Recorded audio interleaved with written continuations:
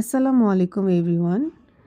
বৃষ্টির দিনে শুধু ফুচকার ক্র্যাভিংস হয়, ফুচকা খেতে ইচ্ছে করে। সো আমি আর আমার ফ্রেন্ড মিলে চলে গিয়েছিলাম শিলনোড়াতে। তো এখানকার ফুচকা আর শাহি চটপুটি যেটা সেটা খুব বেশি ফেমাস। তো এটা শুনে আমরা সেটা ট্রাই করতে চলে যাই।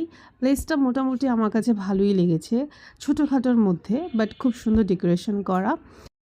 এটার লোকেশন হচ্ছে 12 নম্বর মিনা বাজারের উপরে।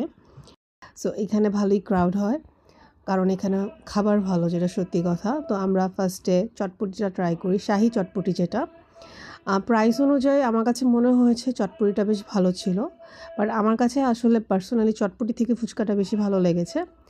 বাট আমরা নর্মালি যেভাবে চটপটি খাই সেখানে ডাবলি থাকে, বাট এখানে কোনো ডাবলি ছিল না, ডাবলি ইউজ করে নাই তারা। জাস্ট অনেকগুলো ফুচকা দিয়ে, ডিম দিয়ে, আর উপরে হচ্ছে পেঁয়াজের বেরেস্তা আর ধনেপাতা দিয়ে এটা মেক করছে। তো আমার কাছে একটু টেস্টটা ইউনিক লেগেছে, বাট ওভারঅল ভালোই ছিল, মোটামুটি খারাপ না। বাট লেবু দিয়ে ট্রাই করলে ভালোই লাগে।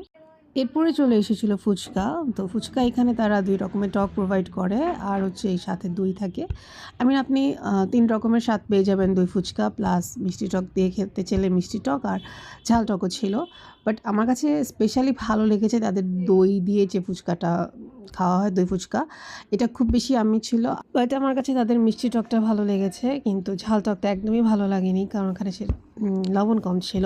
এখানেও ফুচকার উপরে তারা বেরেস্তা দিয়েছিল, এটাই হচ্ছে তাদের ইউনিক। আমরা সচরাচর যে বাইরে ফুচকা খাই সেখানে বেরেস্তাটা থাকে না।